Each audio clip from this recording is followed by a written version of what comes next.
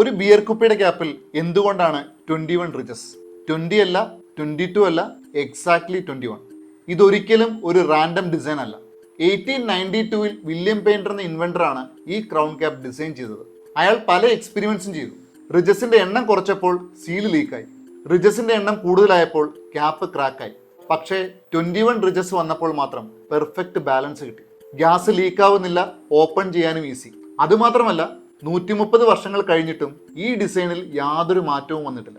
എല്ലാ ബ്രാൻഡ്സും എല്ലാ ബിയർ നിർമ്മാണ കമ്പനികളും ഇന്നും ഇതേ 21 റിജസ് തന്നെയാണ് ഉപയോഗിക്കുന്നത്. അടുത്ത തവണ നിങ്ങളൊരു ബോട്ടിൽ തുറക്കുമ്പോൾ ആ സൗണ്ട് കേൾക്കുമ്പോൾ ഓർക്കുക, ഇത് വെറും മെറ്റൽ അല്ല, 130 വർഷത്തെ ജീനിയസ് എഞ്ചിനീയറിംഗ് ആണ്. ഇതുപോലുള്ള ബിസിനസ് സൈക്കോളജിക്കൽ ടിപ്സിന് just follow me. Thank U.